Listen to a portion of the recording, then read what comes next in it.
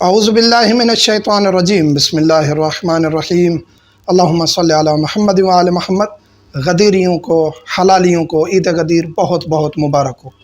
آج ہم ذکر کریں گے کہ اہل سنت مصادر میں سے، اہل سنت راویوں میں سے کون کون سے ہیں جنہوں نے ولایت علی ابن ابی طالب کا اقرار کیا اور لکھا، اور حدیث من کنت مولا فہذا علی مولا کو ذکر کیا، اور ان آیات کے مصداق کو ذکر کیا کہ اے رسول حکم پہنچا دیجئے۔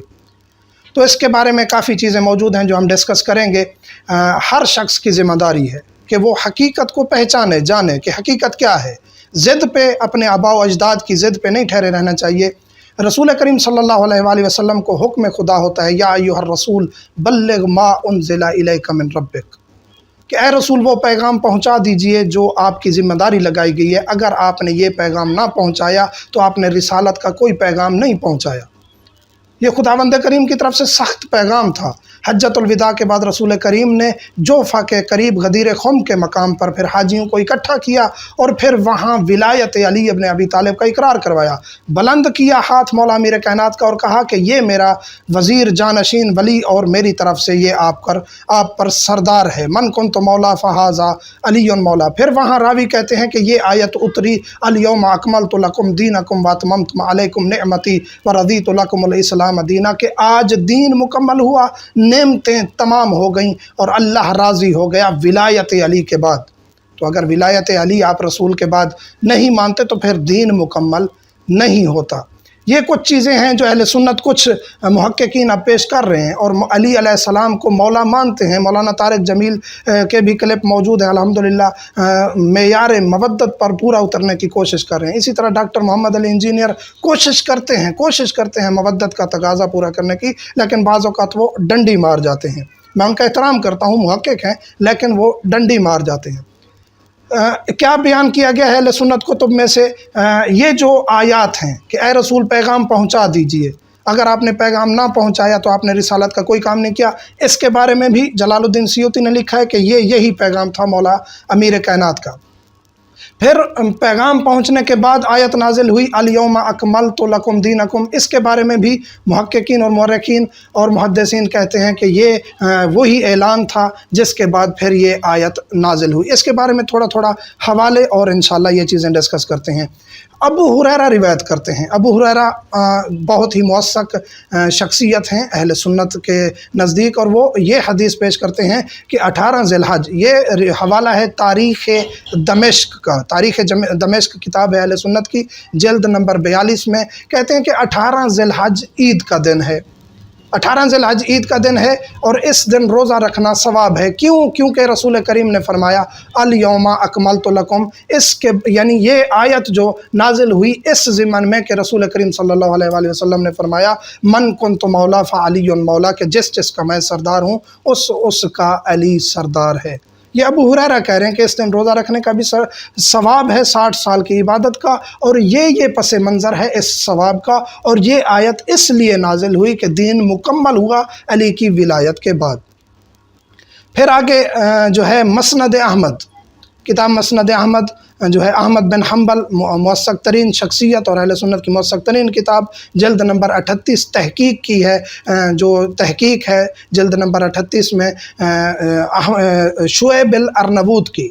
شعیب ارنبوط تحقیق کرتے ہیں اور صفحہ نمبر ہے 33۔ اس میں کہتے ہیں کہ بریدہ جو ہیں صحابی ہیں رسول کریم کے، یمن کی جنگ کے بعد یمن پہ ایک جنگ مسلط تھی، مولا امیر کائنات رسول کریم کی طرف سے بھیجے گئے تھے، اور جنگ کے بعد جب بریدہ واپس آتے ہیں تو پھر مولا امیر کائنات پر کچھ اعتراض کرتے ہیں رسول کے سامنے بیٹھ کے، تو رسول کریم غصہ ہو جاتے ہیں، غصہ ہو کے کہتے ہیں کہ الست اولا بکم، کیا میں تم سب سے بہتر نہیں ہوں؟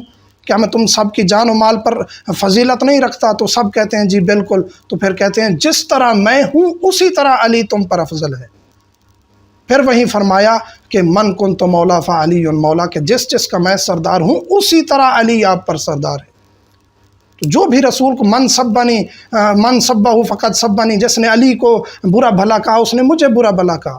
تو جو 60 سال تک رسول کریم صلی اللہ علیہ وآلہ وسلم کو برا بھلا کہتے رہے، کیونکہ مولا امیر کائنات کو برا بھلا کہنا رسول کریم کو برا بھلا کہنا ہے، اور یہ اہل سنت کی کتب میں تاریخ میں موجود ہے کہ مولا امیر کائنات کو 60 سال تک بنی امیہ نے برا بھلا کہا۔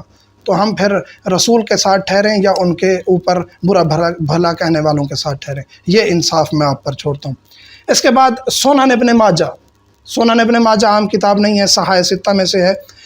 امام حافظ ابن ماجہ القزوینی کہتے ہیں کہ یہ روایت صحیح ہے اور یہ حدیث موجود ہے کہ جس جس کا میں سردار ہوں اس کا علی سردار ہے۔ یہ جلد نمبر 56 تحقیق وہی ہے شعیب الارنبوط کی، اور یہ صفحہ نمبر معذرت 56 اور جلد نمبر 1 میں یہ موجود ہے۔ اس کے بعد پھر کہتے ہیں کہ اسی مسند ابن ماجہ میں، مسند ابن ماجہ میں کہتے ہیں کہ آگے پھر حدیث رسول کریم نے یہ بھی کہی کہ جو علی کو دشمن ٹھہرائے گا وہ میرا دشمن ہے۔ تو جو علی کے ساتھ جنگیں لڑے وہ پھر علی کا دوست ہو سکتا ہے؟ نہیں ہو سکتا، وہ پھر رسول کا بھی دشمن ہے۔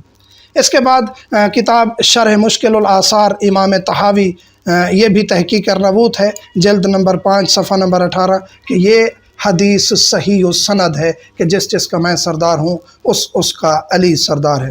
اس کے بعد خصائص علی ابن ابی طالب، بہت ہی اہم ترین کتاب اہل سنت کی، اور یہ عام شخصیت نے نہیں لکھی، امام نسائی نے لکھی ہے، اور امام نسائی کے بارے میں کہا گیا ہے کہ یہ جو ہے مسلم سے بھی زیادہ حفظ رکھتے تھے، احفظ من المسلم، اور ادق الرجال تھے کہ رجال میں بھی بہت زیادہ دقیق تھے۔ امام نسائی نے یہ مولا امیر کائنات کے خصائص پر پوری کتاب لکھ ڈالی ہے، اور وہ گزارش ہے اہل سنت برادران سے بھی کہ وہ اسٹڈی کریں خصائص علی ابن ابی طالب امام نسائی کی۔ وہاں بھی صفحہ نمبر 24 میں یہی حدیث ذکر کی گئی ہے، من کنت مولا فعلی مولا، اور یہ مختلف طرق سے اور مختلف طریقوں سے اور مختلف جو ہے رجال سے یہ حدیث آئی ہے۔ ایک ہی حدیث ریپیٹ نہیں ہو رہی، یہاں بعض اہل سنت کہہ سکتے ہیں کہ ایک ہی حدیث ریپیٹ ہو رہی ہے، نہیں، مختلف الفاظ بھی بعض حدیث میں تبدیل ہیں، راوی بھی تبدیل ہیں، اور جو ہے حدیث کا متن بھی تبدیل ہے۔ اور یہاں جو ہے متعدد طرق ہیں، جس میں مسند احمد نے بھی اس کو ذکر کیا ہے کہ یہ حدیث صحیح ہے، فی الفضائل کتاب فضائل میں، اور ابن ابی شیبہ نے ذکر کیا ہے، حاکم نے ذکر کیا ہے، خوارزمی نے فی المناقب میں ذکر کیا ہے، شریعہ کتاب میں جو ہے امام محدث الآجری نے جلد نمبر 4 صفحہ نمبر 2204 میں ذکر کیا اور کہا ہے کہ یہ حدیث صحیح و سند ہے۔ اسی طرح حافظ ابن حجر العسقلانی نے جلد نمبر 16 اور صفحہ نمبر 142 میں، اور یہ اہل سنت کی کتب سے میں نے خود پڑھ کے پھر ان چیزوں کو ذکر کیا ہے۔ کوئی یہ نہ کہے کہ جی یہ اپنی طرف سے انہوں نے حوالے دے دیے ہیں، یہ دعوت ہے، ہر مسلمان کو دعوت ہے کہ علی مولا ہیں تو پھر علی ہی مولا ہیں۔